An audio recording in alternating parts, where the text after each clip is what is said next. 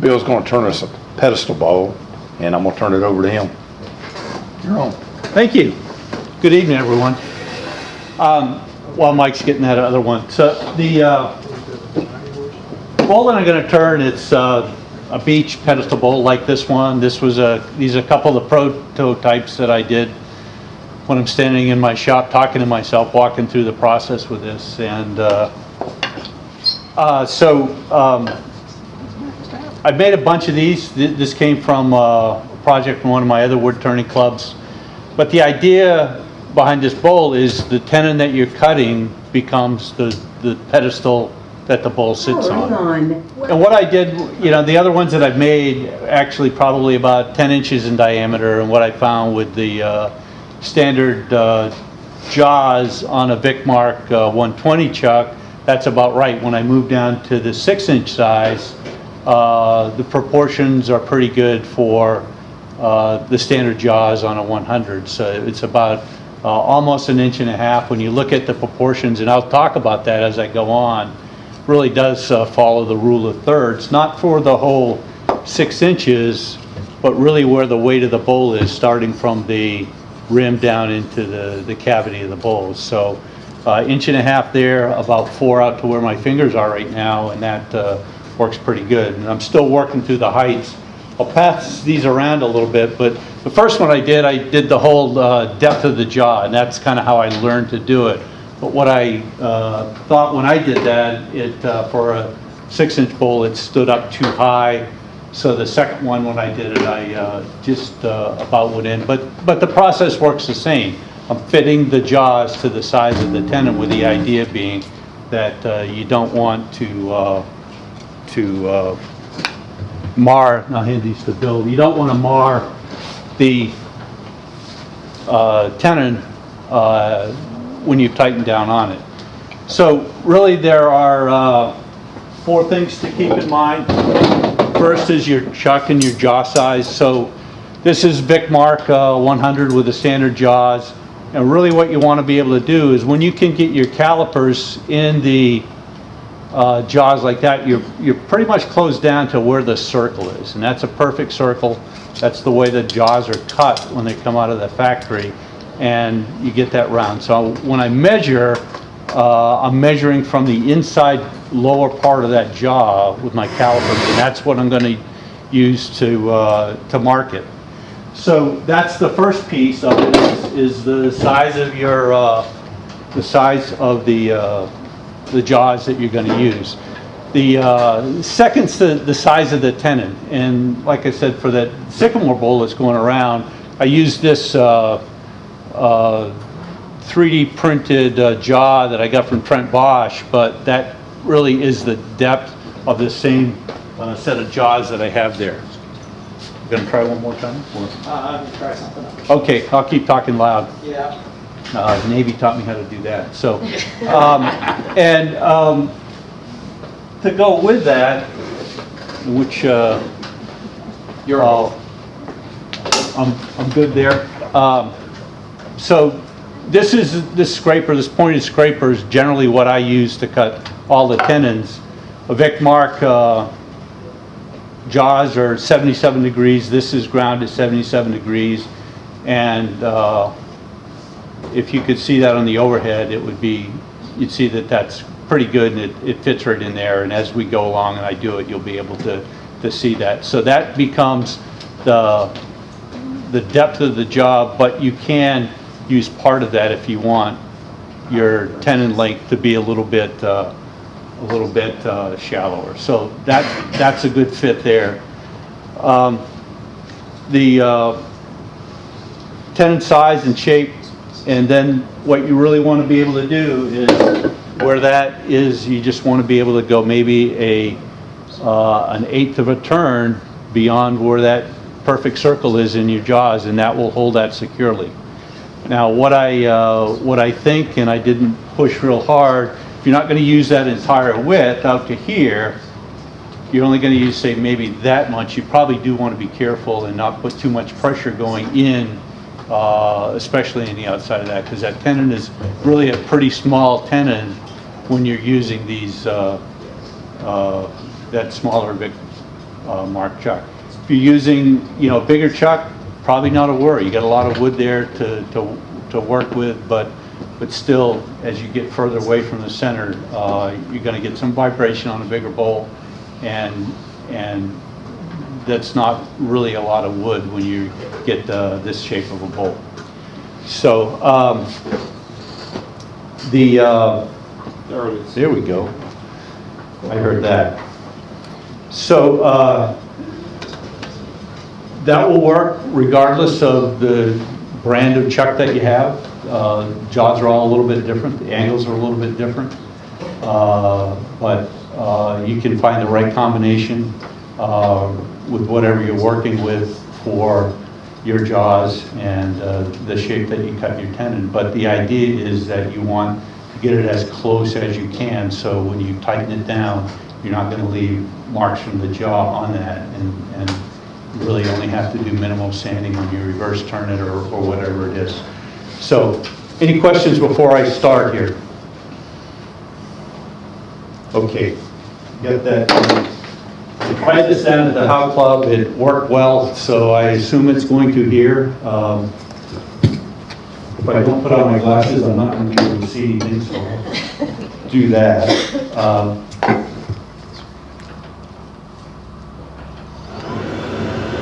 So, still pretty good? Okay, good. So, I got this power cap at the symposium last year. Today I really did my first deep clean. I didn't want to show up with a dusty power cap up here, so I was really kind of impressed. These are free filters out here that are easily to change, or just maybe a millimeter thick. I vacuum those out pretty regularly, but when I looked at the basic filter, really pretty clean, and I turn almost every day, and I sand almost every day, and I think I just lost some of that. Okay, so, and I've been pretty happy about the only wear that I saw after years, kind of right around here, is probably where it hits my my beard that I really don't have, but now that I'm not in the Navy, I don't have to shave it every day, so it probably just does rub a little bit on the fabric there, and it's replaceable, and so I've been pretty happy with this stuff. So I started earlier today. I just mounted this on a faceplate. Most bowls that I'm going to start with on a faceplate.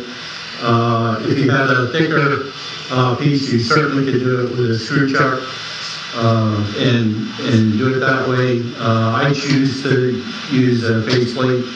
I rounded this out, and the first thing that I really got to do is I've got to mark out where that tenon is going to go.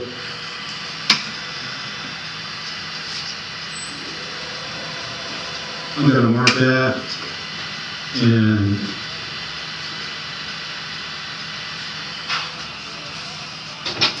that's for me, and these are going to go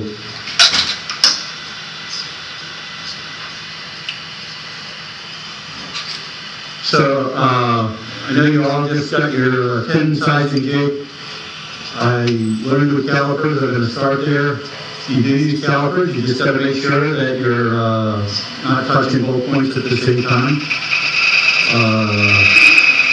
Size that out, you can center it. And that's it, and so you can see it a bit better. That's the size of the jaws on that inside next to it.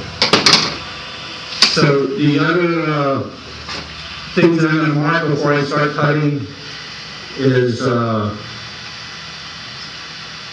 depth of the jaw. I'm going to do it like I did with that small one. I'm not going to go the full, it's almost half inch on that. I'm going to go probably a little bit more than a quarter. And the other thing that I'm going to do is I'm going to mark kind of the thickness of that rim. And we'll get those lines there so everyone can see them.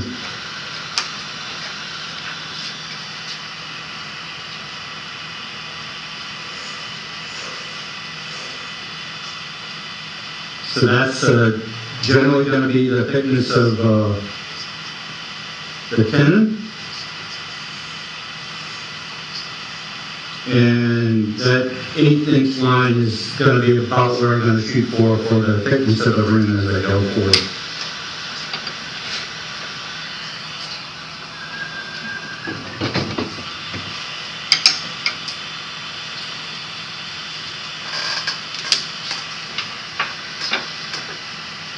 Okay, so most of this wood's gonna go away, so I'm just gonna do some peeling cuts first, just to get right out wood. When I get in close to the tenon, I'll start to shape that trim.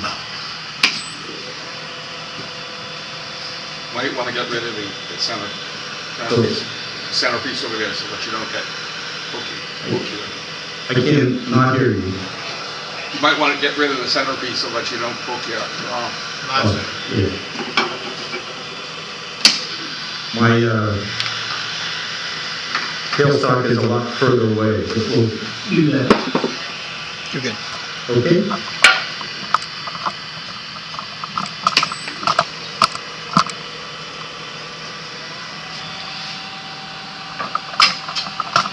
So cutting with the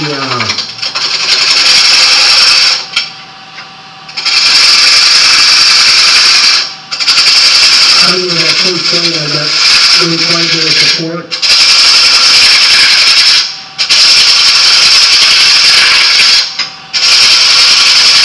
Quite a bit of pressure as I go in.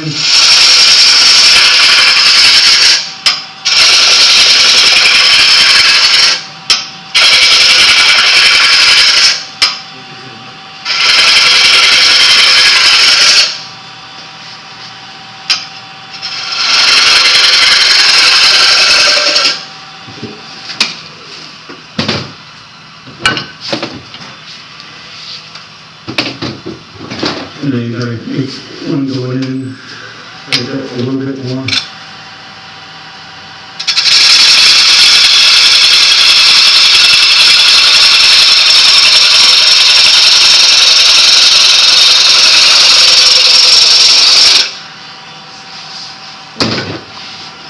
So this scraper now, I'm going to start to shape that. Going to be right about on center with that point.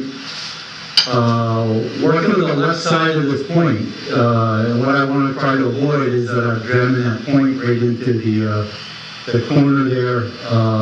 That will certainly lead to a catch if I do that, but if I go slow and work with the left side of this, come up with the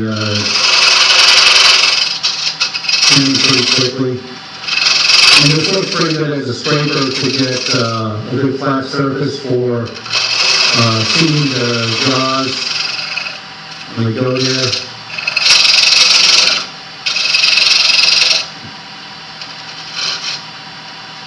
I was quite a ways in my turning journey when I realized that's the kind of catch that I was warning about. So I still got some room there, thankfully. And I'm gonna back and clean that up.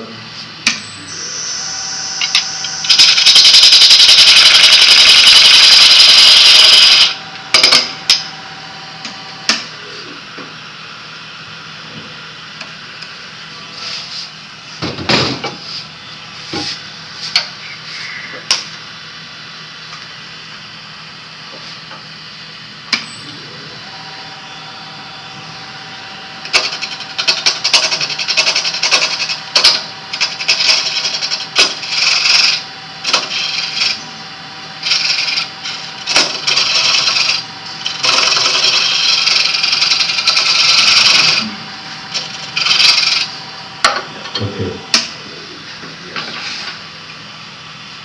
That's a little bit messy. So,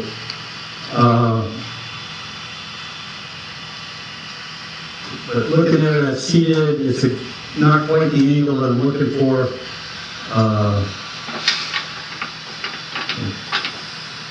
Fine tune that a bit.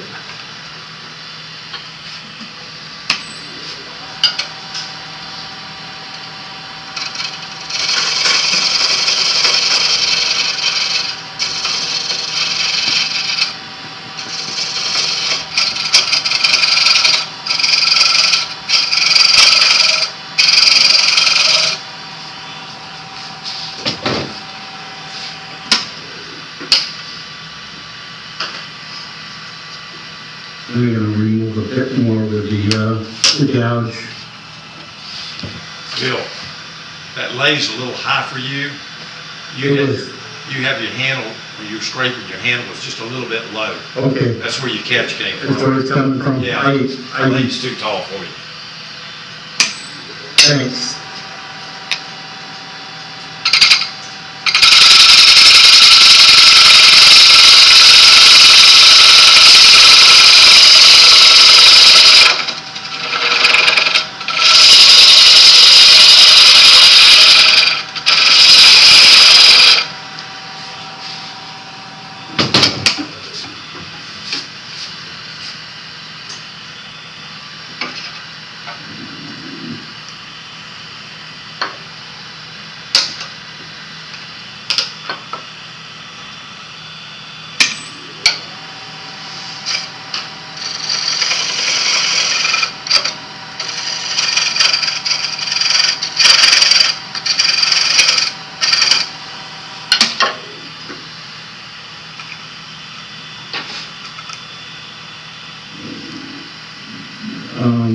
Closer. So at this point, it is worth taking the time to get that, and that catch there is a little troublesome to me, but it is what it is at this point.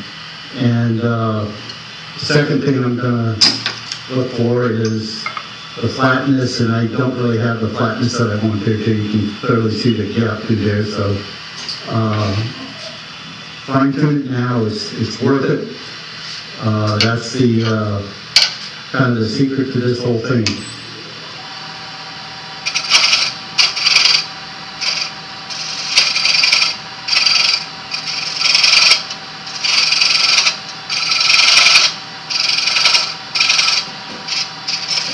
Once you get this done, it's really just turning the bolt. And let's see what the issue is there.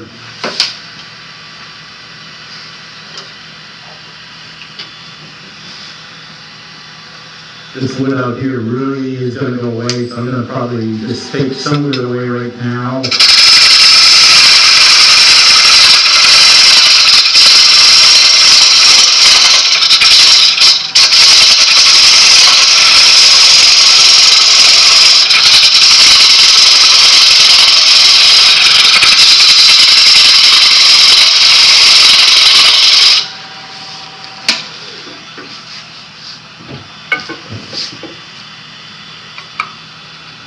So I'm pretty good there with flatness. You see that, and now looking at that, I'm pretty happy with the angle that I got. And the last thing I'm going to do is just put the jaw up there and take a look and see how it looks with the jaw and how it's closed. So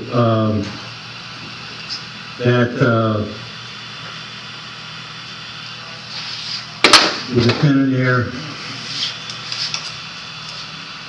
that fits in there. It's important as you go along because you want to be able to get the calipers in that groove to be able to measure the thickness of the bowl when I turn this around.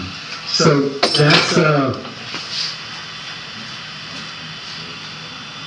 that's what I'm going to do with the pin, and we'll leave it at that. And the next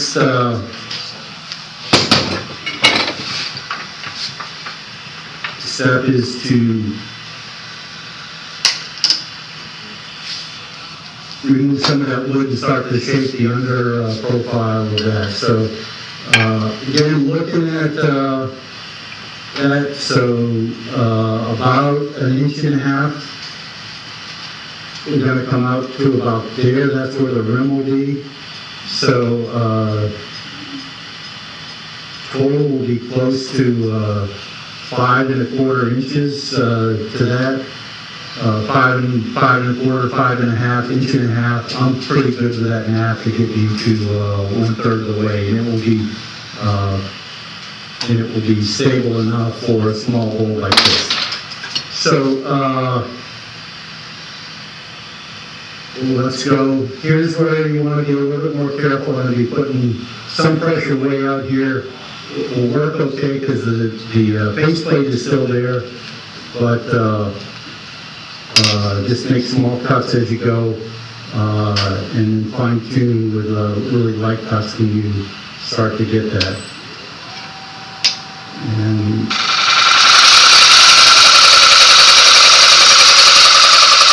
first cut going out here.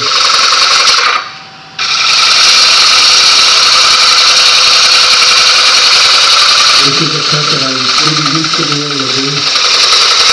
I'm left-handed. This is a hard cut for a left-handed person. When you get your right hand out here, that's provided most of the steerage and the support. So,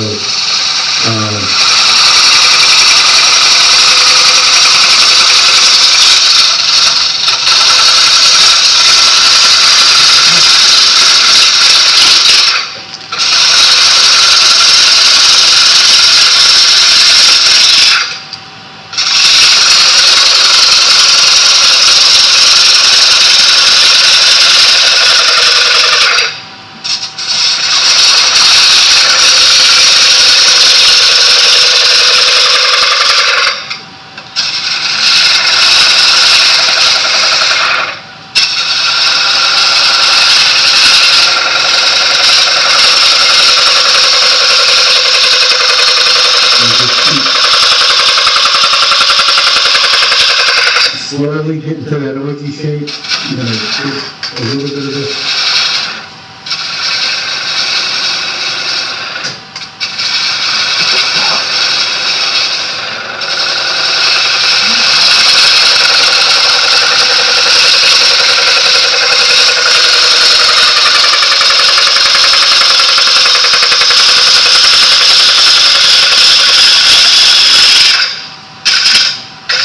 Now, I'm using a 5-inch gouge here. I use this for everything. This is like my favorite gouge. I feel like I can make any cut with that.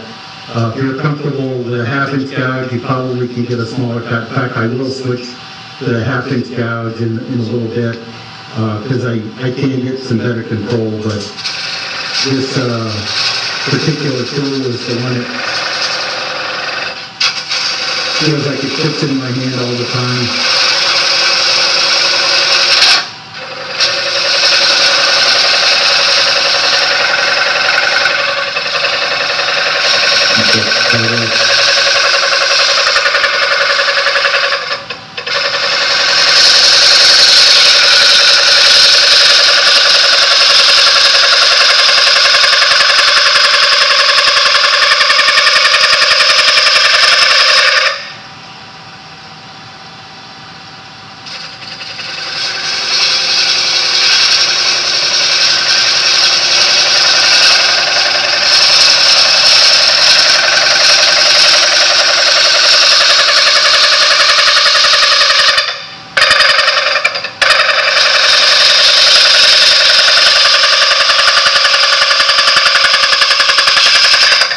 And you can feel the shattering as it's out there. You can feel it on the there as well. So I am going to go to finer gouge and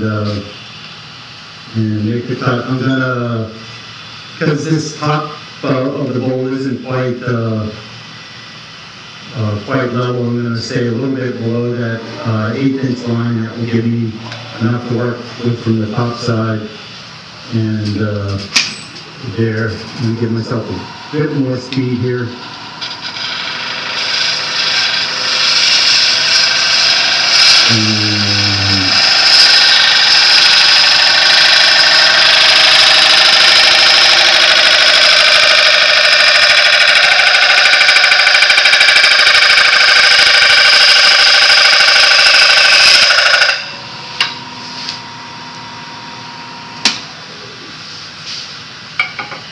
So that's about what I'm going to do. I'm going to clean that up with some shear cuts.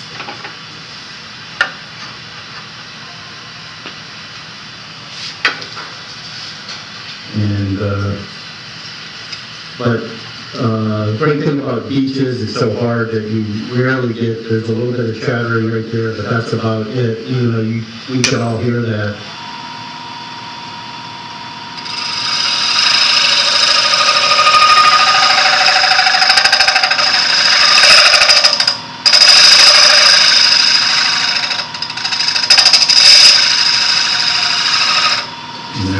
So that's a pretty smooth finish with that right there. And my OG profile, my challenge now is going to keep that thickness all the way down as I turn it around. So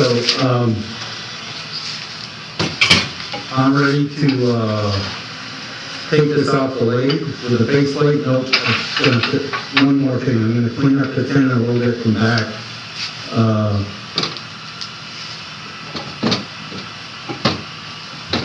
I knew I had this. This is just a small spindle gouge, and I'm just going to decorate this a little bit on the back side of that, or the underside of the tenon, I mean, and then I'll be ready to take it off. And this cut really is just to give you enough of an indentation in there so it'll sit flat on the table. You can be as fancy as you want to.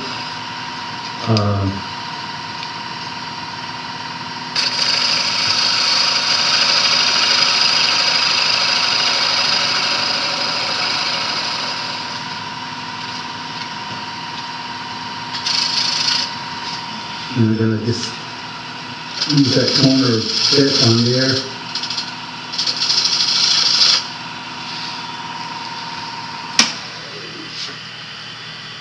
And for sanding on this, you can either sand it now if you want to. You can get most of the sanding done, or you can sand it with cinder chuck and then just reverse in a cold jaws or something like that, and be able to get the rest of it there. So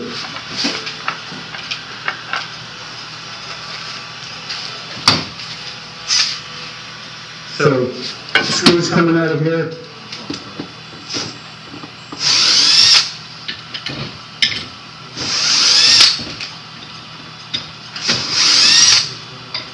I used shorter screws for this one than I did with the sample piece that's going around. If you look at that, you can see 3 little dots that each of the 8 screws were just a little bit too long. So those were a bit shorter. And I don't think that's there. So that's tight right now. It's not going to move in there. And I'm just going to give it just a little bit more. And I'm pretty confident that when that goes through, it's still going to be fine. There'll be no marks on that tenon. Now you could obviously clamp right down on it and have it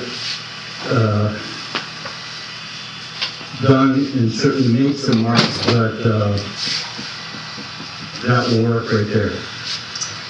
So now it's just turning the bowl. And however you normally go through that, I'm going to even out the top that had it flat. You can see there's a difference there, but it's just a bit high.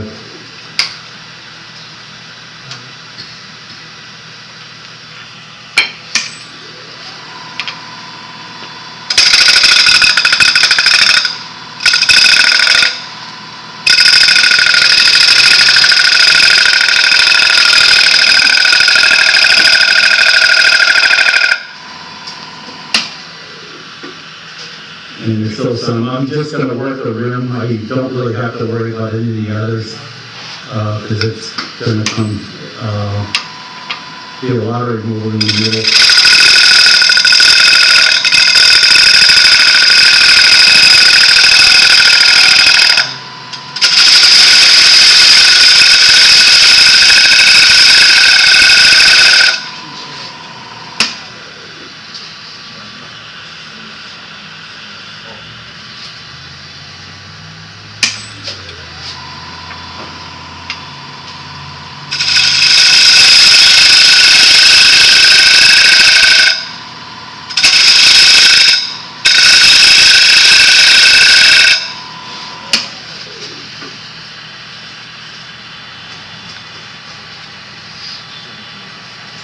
These pieces of wood that I had, there were some chainsaw marks on them, and it's just a residual in here.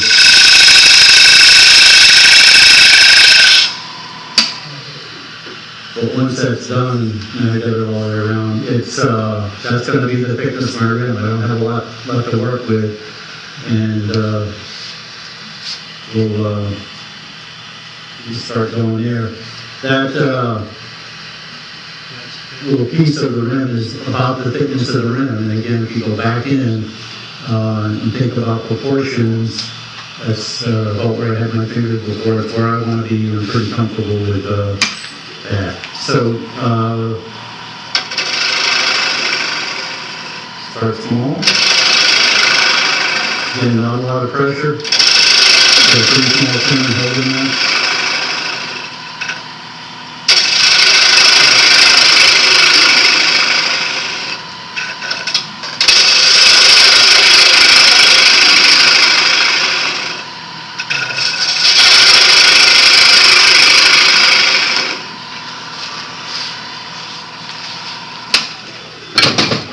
This is just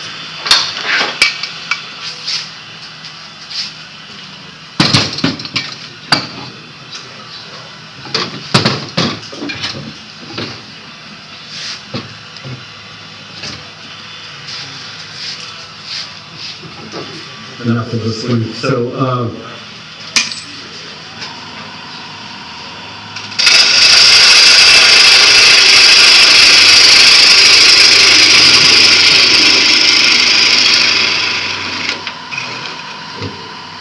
I'll just start stepping down.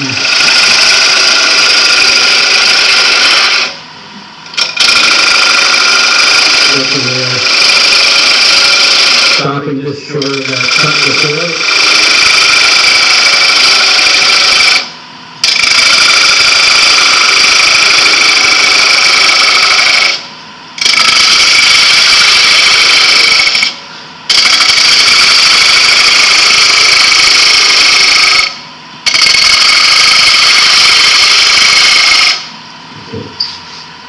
And I'll go over the next.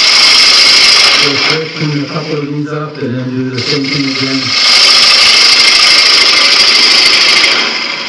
And then when I'm done with that, I'm going to take the calipers and make the first measurement.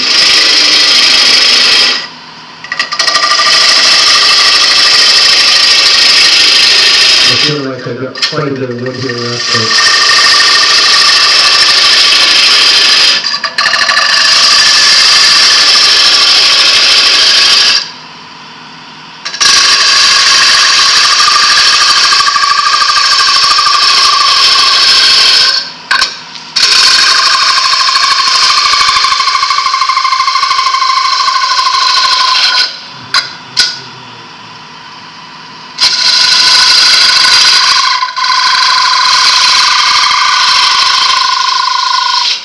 okay.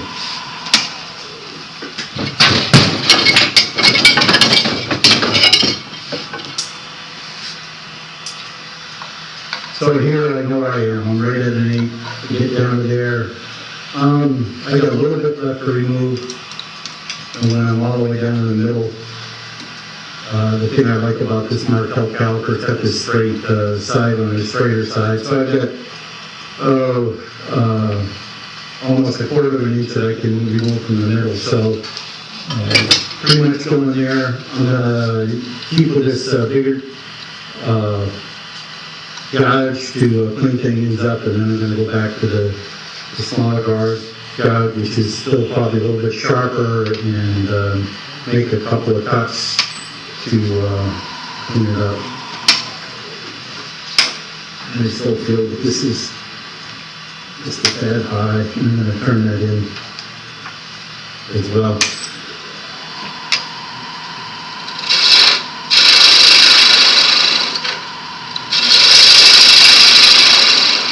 So you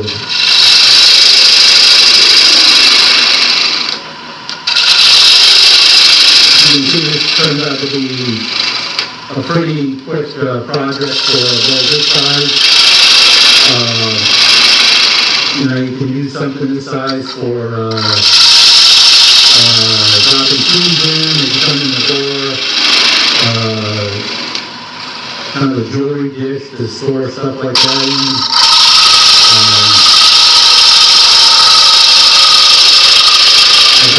cases like this where I power down using sycamore and just a couple of different kinds of wood dye and sand it back, kind of like you see Phil Irons doing. So I'm going to go back in there and more I am on the outside. So I'm pretty much at my depth. I'm going to make one kind of final cut down through there. I'm going to come back, probably just touch it up with a negative rate scraper, and then I would be at the sanding stage. So my desire now is to start out at the out at where there's ridges in the rim, and one small cut down at least to here, and I do have a bottom gouge with me if I want to do that, or I got the negative rate sprayer. So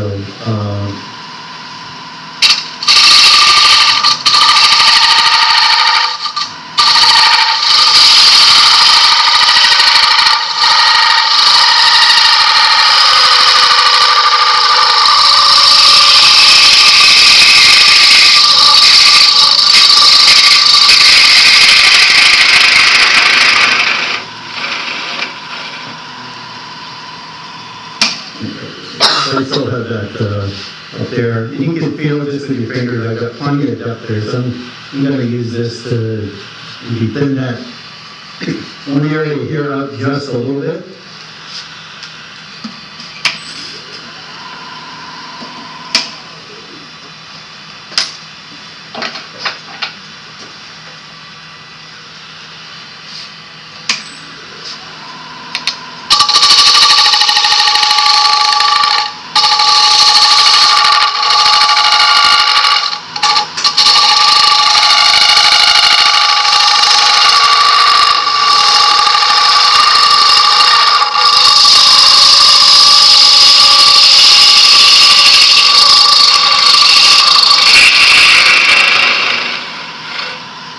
Okay. And one more time with the calipers, I'll look at this area. You can't see that because the camera's not on it. Just a little bit more than an 8 there, an 8 there, and then I'll come down at the jaws, I got just a little bit more than an 8. So, the little bit of ridges there, I'm gonna, excuse me, I'm gonna touch it with the negative rate scraper just a little bit right in this area, and that's one of the areas that I got quite a bit of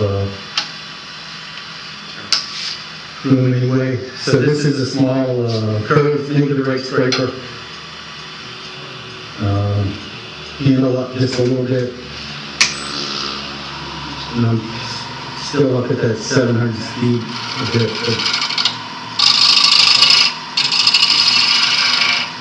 But that is just removing those ridges I can feel.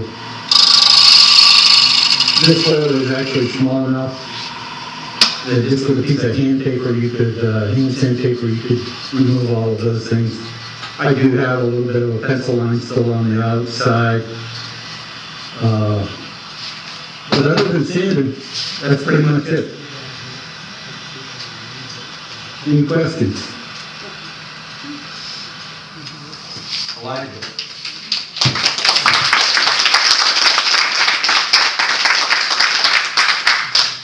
So is the idea here is that you don't have to flip the bowl around to flip the bottom, and that you save yourself if you have a skinny piece of wood. Yeah. But I made them with 10 or 12 inches by 3 inches thick. So, I mean, this fundamentally works. You know, you just go to the profile that you're going to go. I mean, you couldn't use the standard Vic Mark jaws on the 120 with this piece of wood, obviously, but with this 100, it works pretty good. Like I said, what I found when I turned that first one, the sycamore one that I passed around, I thought that full thickness tenon was too much. So when I went to make the second one, I did something much closer to this. But the first ones that I made, and you know, this was a project with the the virtual club that I have with Glenn Lucas, it was, you know, a 3 by 10 inch blank using 120 standard jaws. Same process. You could do it with a Novichok, you could do it with just about anything that's got a little bit of a taper to it. I think that's probably important so you could see that, you know, there's a little bit of shape to that, but it doesn't have to be much, especially in something like this. And, you know. What else? Yes, sir, Michael. Bill, I've got a question for you or the whole group, basically. On a jaw chuck, it has 2 different holes to tighten the jaws. Is it necessary to tighten both of those, or do you tighten one as basically I tighten? tighten one. It's probably a lot of, especially with something like this that I don't really want to over torque it. I mean, if you look at this, there's no, I mean, you can feel that I, you know, don't have anything. If I were turning a big green bowl, it would have, you know, huge marks in it from indentations from that, but I don't know. So What do the rest of you think? on a lot of the TV shows, they always show it, make sure you tighten both places to tighten your jaws. Turning the same scroll inside. I It's the know. same scroll. Yeah. The reason being, you want to take them both is so that you have equal pressure against both of them. So as you turn, if you have a catch, it won't flip out. But going back to Charles's point, when you turn one, the whole circle's I turning. think it's like pushing the elevator button twice. Just makes you feel right? better. I'll get Feel that. better doing it, do it. It doesn't make me feel better to do it, so I generally will just do it once. I'm gonna check, how's my seat look here? Do I have a good flat seat? That's important did I do a good job getting this flat and the shape of the tendon? And those 2 things I think are probably more important than tightening turning it around and tightening the second scroll, but my 2 cents. Elijah. When you were getting chatter, you sped it up. I would normally, I mean, my instinct is to slow it down from getting chatter, so it's turning more slowly. Is that incorrect? I think speed helps me in that case. I don't know that I ever was taught that. I think it's something that I found helps me. I think when I was a new turner, I would have done the same thing. I was working on a big sycamore bowl this week, and it's the first big bowl that I had done in a while, and I forgot what the deflection was and how important it was to work on the outside part of that bowl at a fairly high speed, be happy with that, then go down to the next piece. But I think if I'd been doing that at a slow speed, I would have been pretty frustrated with it. I would have gotten, that deflection would have bothered me a lot more. Sometimes it's an oscillation, so you Yeah. just need to change the frequency, Yeah. right? Up or down. But again, pretty small piece too. I mean, you probably could have turned that at 1,000 RPM if I wanted to. And, you know, I didn't want you to film here, so. Hey, encourage you all to do demos. I think it does a couple of really good things for me. One, it gives back to a community that I think has just been absolutely amazing in sharing how to turn wood and how to get a lot of enjoyment out of this hobby. I just have been, you know, blown away time after time after time when you ask a question to certainly anyone in the clubs that I go to, but another turner on Instagram, they always answer. The second thing, it really forces you to focus on procedure and doing it. So, you know, if one of my neighbors walked by and could hear me from the street over the din of the lay, they'd wondering why I'm talking to myself. But I will stand in my shop and kind of walk through this the same way. But it really does force you to step back and work on procedure and doing things in an order that makes sense and are controllable from beginning to end. So even if you think you're a little bit bashful, it's a great thing to do, and it's a great way to give back to what I think was a great community for our hobby. So I'll make a comment to that. How many people in here have never had a catch? Raise your hand. Then why would you be afraid to come up here and have a catch? We all know you're gonna have them. I have them. I've been turning 20 years. Don Geiger, you ever have a catch? That translates into yes. Okay. How many demonstrators have never had a catch during a demo? There you go. I've had them in demos. Yeah, it makes the demo more entertaining too. Yeah. Yeah. And it's a good time to actually tell Don't be people afraid to what you demonstrate. did to not get the catch. It's almost a better learning experience. If you want to demonstrate, we'll help you. We'll put you with somebody that's a seasoned demonstrator to help you go through it. But this is not hard. If there's something that you really enjoy turning for yourself, it's not a hard thing to do. Okay. Thank you very much. Thank you, Bill.